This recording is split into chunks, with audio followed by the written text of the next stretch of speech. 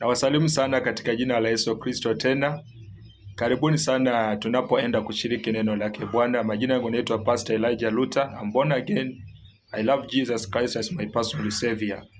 Leo nataka kuzungumza kuhusu dreams which indicates the spirit of rejection. Dreams which indicates the spirit of rejection. Kumbuka Mungu anazungumza na watu wake kupitia kwa ndoto, na kila ndoto iko na maana yake. Jina la Bwana ibarikiwe sana.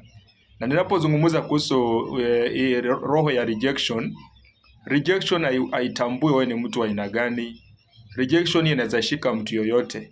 Unaweza kuwa na masomo lakini bado ukataliwe. Unaweza kuwa kiongozi mzuri kabisa, ukuwe na cheo kikubwa kabisa lakini bado ukataliwe. Jina la Bwana ibarikiwe sana. Unaweza kuwa mrembo, unaweza kuwa handsome lakini bado utakataliwa. Haleluya.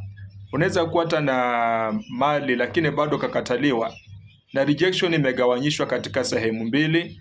Kuna wale watu wanakataliwa kwa sababu ya kuongea ukweli.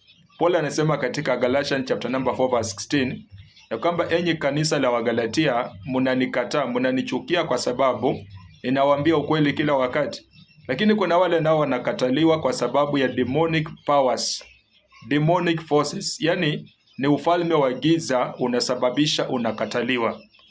Na nimekuja kurealize ya kwamba rejection mingi sana inapiga firstborn. Jina la Bwana libarikiwe sana. Hata ukiangalia wale watu wanakataliwa sana. Sijasema kwamba wengine wakataliwe. 3/4 ni firstborn wanakataliwa. Ukisoma katika Genesis chapter number 4 verse 5, tunamwona pale Kaini anakataliwa, na Kaini alikuwa firstborn. Ndugu yake Abel anakuja anakubalika.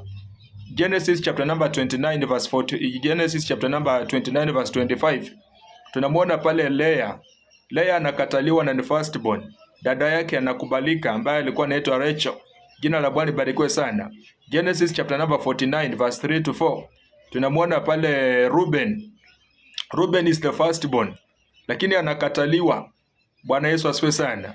Tunamwona hata Yesu mwenyewe katika John chapter number 1 verse 11. Anasema nilikuja kwa walio wangu lakini wangu hawakunipokea. So roho ya rejection mostly huwa inapigana na firstborns. Hata kama ijapigana watu wengine, mostly inadili na firstborn sana. So ukiwa na mtoto wako ni firstborn, unahitaji kumuombea sana, afanyiwe ibada, asije akakataliwa kule mbeleni. Jina la Bwana libarikiwe sana. Na rejection inamaanisha ya kwamba unanyimwa uwezo wa kufanya ile kitu yenye ungefanya. Yaani unanyang'anywa kibali, unanyang'anywa neema. Mahali penye ungepenya kwa haraka sana, unapata unachukua muda mrefu